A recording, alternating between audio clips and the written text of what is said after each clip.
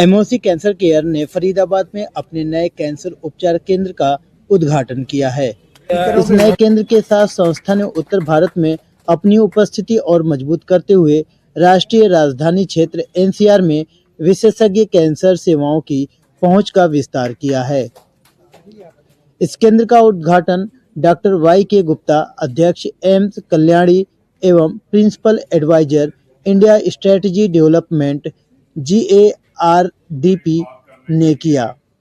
यह भारत में MOC cancer care and research centre का 31वां कैंसर केंद्र है। एमओसी कैंसर केयर अब तक 5 लाख से अधिक कैंसर मरीजों के जीवन को प्रभावित कर चुका है तथा हर वर्ष 85,000 से अधिक कीमोथेरेपी उपचार प्रदान करता है। फरीदाबाद केंद्र संस्था के बढ़ते कम्युनिटी कैंसर सेंटर नेटवर्क का हिस्सा है, जिसका उद्देश्य विशेषज्ञ कैंसर उपचार को अधिक सुलभ और किफायती बनाना है। दिल्ली एनसीआर में लगातार बढ़ते कैंसर मामलों के बीच मरीजों के घर के नज़दीक समय पर जांच और उपचार की आवश्यकता पहले से अधिक महत्वपूर्ण हो गई है। इस मौके पर डॉक्टर आदित्य विदुषी ने कहा कि आज कैंसर का उपचार पहले की तुलना में कहीं अधिक व्यक्तिगत पर्सनलाइज हो गया है। आधुनिक तकनीकों की मदद से अब प्रत्येक मरीज की बीमारी की जैविक प्रकृति के अनुसार उपचार तय किया जा सकता है। फरीदाबाद केंद्र में हमारा उद्देश्य वैज्ञानिक प्रमाणों पर आधारित उपचार पद्धतियों को प्रिसीजन ऑन्कोलॉजी और व्यापक सहायक देखभाल के साथ जोड़ना है, ताकि प्रत्येक मरीज को उसकी आवश्यकता के अनुसार व्यक्तिगत उपचार योजना उपलब्ध कराई जा सके और सर्वोत्तम परिणाम सुनिश्चित किया जा सके। उद्घाटन समारोह में डॉक्टर वाई के गुप्ता, अध्यक्ष एम्स कल्याणी ने कहा, उत्तर भारत में अपनी सेवाओं का विस्तार करने के लिए मैं एमओसी कैंसर केयर को बधाई देता हूं। फरीदाबाद जैसे केंद्र यह सुनिश्चित करने में महत्वपूर्ण भूमिका निभा सकते हैं कि अधिक से अधिक लोगों को उनके घर के निकट समय पर कैंसर उपचार उपलब्ध हो सके। आदित्य बहादुर, COO MOC cancer care north ने कहा, हमारा लक्ष्य कम्युनिटी कैंसर सेंटरों का एक मजबूत नेटवर्क तैयार करना है, ताकि मरीजों को प्रत्येक परामर्श या उपचार चक्र के लिए दूर स्थित तृतीयक अस्पतालों की यात्रा न करनी पड़े। देखिए यह report. All India institute medical sciences Delhi से एस डीन कई साल पहले रिटायर होकर फिर एम्स भोपाल, एम्स जम्मू का प्रेसिडेंट है। अब इस समय में एम्स कल्याणी है, वेस्ट बंगाल का प्रेसिडेंट हूँ। एडवाइजर WHO भी हूँ और साथ साथ में पॉलिसी गवर्नमेंट ऑफ इंडिया और ड्रग रेगुलेशंस पे हम सरकार को बीच बीच में मदद करते हैं। ये मेरा परिचय है। मैंने MBBS MD 1974 में मैंने MBBS किया, 78 में लखनऊ मेडिकल कॉलेज से MD किया, उसके बाद में एम्स दिल्ली में कार्य किया।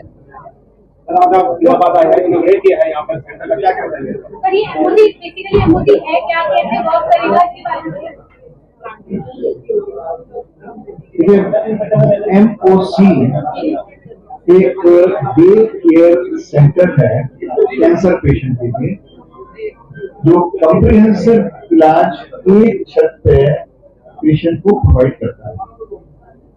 कैंसर की संख्या हिंदुस्तान में क्या दुनिया में बढ़ रही है। किसी भी अस्पताल में जाएं, चाहे एम्स दिल्ली, कल्याणी, भोपाल, जम्मू, कितने भी एम्स बन जाए, कैंसर के पेशेंट की लाइन बढ़ती जा रही है। इतनी रिसर्च होने के बावजूद भी दवाइयां आ रही है बहुत सारी, लेकिन इलाज बहुत महंगा है। आदमी को, कैंसर मरीज को एक जगह से घर से इलाज करने जाने के लिए फिर वापस आके फिर इंजेक्शन लगवाने के लिए इतना सफर करना पड़ता है, जिसको हम कई बार कहते हैं ट्रैवल फटीग, वो थक जाता है सफर करते करते। तो हम कहते हैं कि वो बीमारी से लड़ रहा है, इस सिस्टम से लड़ रहा है, और इसके लिए एक ऐसा इकोसिस्टम, एक वातावरण होना चाहिए कि कैंसर पेशेंट को अपनी बीमारी से लड़ने के लिए आर्थिक, सामाजिक और साथ में जो सोशल स्ट्रेंथ प्रोवाइड हो सके। तो ये जो एमओसी की चेन है, इसको हम इसलिए बहुत महत्वपूर्ण मानते हैं कि कीमोथेरेपी जो एक बहुत ही मुख्य तरीका है कैंसर को ट्रीट करने के लिए, उसमें इंजेक्शन इन्फ्यूजन देने पड़ते हैं, जो कि एक बहुत ही साइंटिफिक स्पेशलाइज तरीका है। मैंने हमारे साथ बैठने का उसमें कैंसर की दवाई को कितना डाइल्यूट करना है, कितनी स्पीड से देना है, कब उसका साइड इफेक्ट मॉनिटर करना है, कितनी देर तक पेशेंट को एडमिट करना है, और उस पेशेंट को क्या क्या चीज बतानी है कि ये हो सकता है। ये सब अगर हम बहुत बड़े अस्पताल में न जा करके घर के पास में अच्छे वातावरण में भारतीय केयर सस्ते काम पे बनाने काम पे और डॉक्टर के साथ अगर ये हम फैसिलिटी प्रोवाइड कर सकते हैं तो मेरे ख्याल से ये पेशेंट के लिए बहुत अच्छा है, पेशेंट गिवर्स के लिए बहुत अच्छा है, पूरी पेशेंट कैंसर पेशेंट कम्युनिटी के लिए अच्छा है, और साथ साथ में जितने बड़े बड़े कैंसर हॉस्पिटल्स हैं उनको डीकंजेस्ट करने के लिए भी एक बहुत अच्छी पहल है। अच्छा डॉक्टर जी, आपको ये बताइए कैंसर आखिरकार होता क्यों है और किस वजह से होता है? क्या इसकी रोकथाम के कोई साधारण उपाय है जो लोग ये हम तो इसका जवाब दे सकते हैं, लेकिन हमसे बहुत अच्छा जवाब इसका डॉक्टर दे सकते हैं। मेरा नाम डॉक्टर आदित्य विदुषी है। मैं एक मेडिकल ऑन्कोलॉजिस्ट हूँ और इस फील्ड में 10 साल से कैंसर होने के कैंसर के केसेस बढ़ने के बहुत सारे कारण हैं। इसमें से कुछ कारण ये है कि जो कैंसर के जो एक्सपोजर्स हैं, जो कैंसर कारक करने वाली चीजें हैं, उनका सेवन बढ़ रहा है। जैसे कि अगर हम देखें तो 60-70% केसेस में तंबाकू, स्मोकिंग, एल्कोहल, ये जो एक्सपोजर्स है ये कैंसर से रिलेटेड है। तो अभी का सेवन बहुत ज्यादा बढ़ गया है, एक कारण ये है।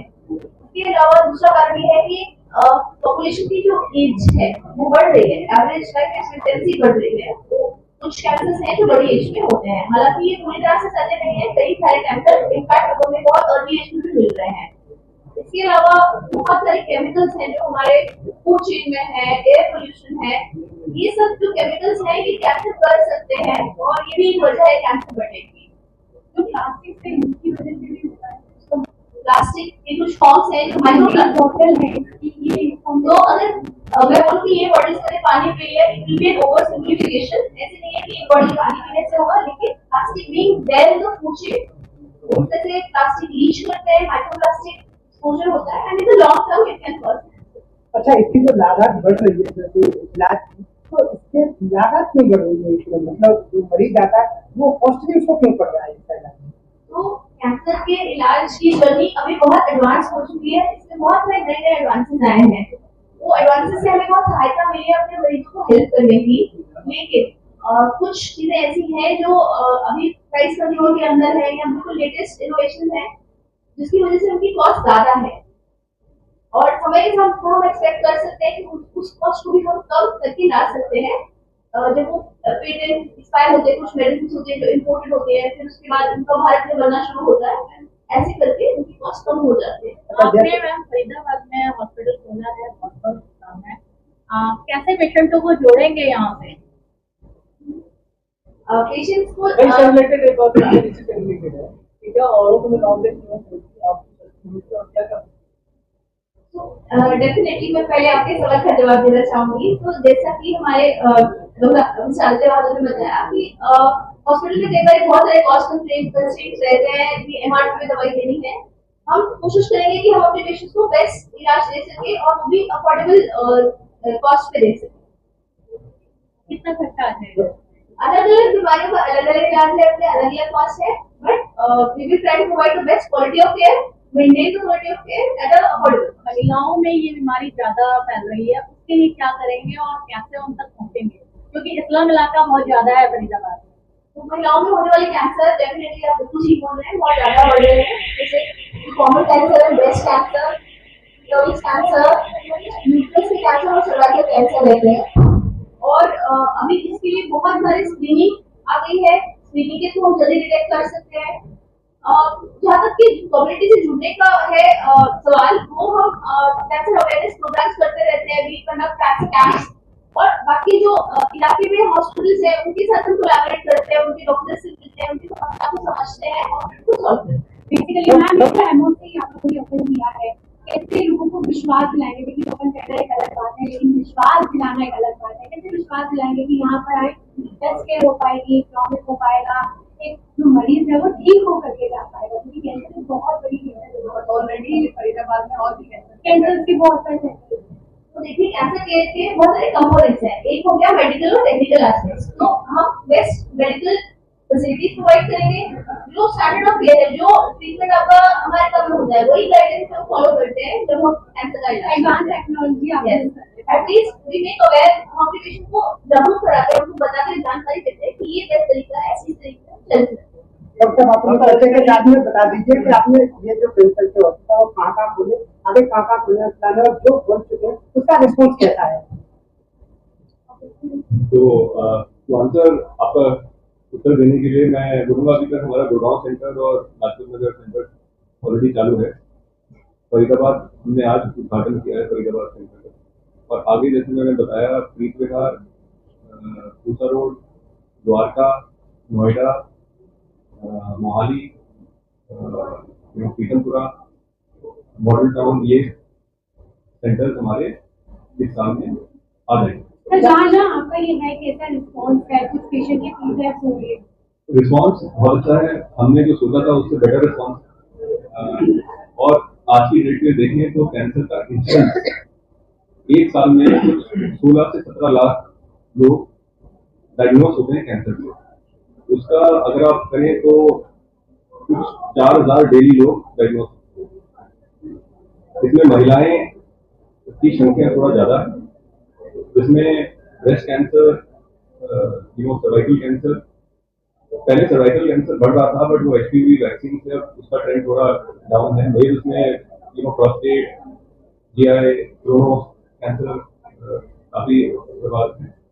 और एक सवाल आपने ये भी पूछा कॉस्ट का, तो हम सब जानते हैं कि अगर कोई 500 बेड का हॉस्पिटल डालेंगे तो उसकी लागत करोड़ों में आती है। तो इन टर्म्स ऑफ कॉस्ट भी उन्हें उतनी अकॉर्डिंगली देनी पड़ती है हर पेशेंट से, बिकॉज उनकी इन्वेस्टमेंट होती है। हमारी इतनी इन्वेस्टमेंट एक सेंटर में डालने में, बिकॉज आज की डेट में हम देख रहे हैं, जैसे अगर आप 10 साल 15 साल पहले जाएंगे, इवन बर्थिंग सेंटर जहाँ पे महिलाएं डिलीवरी करती थी वो हॉस्पिटल में सीमित थी। अब आप देख रहे हैं कि स्टैंड अलोन बर्थिंग सेंटर आ गए हैं। अब अगर किसी से बोला जाए कि आप कहाँ डिलीवरी करेंगे, तो वो यही नहीं बताएंगे कि हम हॉस्पिटल जा रहे हैं, हम बोलेंगे हम एक अच्छे स्टैंड अलोन बर्थिंग सेंटर जा रहे हैं। तो ये मेरा मानना है कि आगे जाते हुए ये डे केयर कीमोथेरेपी सेंटर्स में शिफ्ट होगा, क्योंकि कीमोथेरेपी के लिए आपको एडमिशन की जरूरत नहीं है।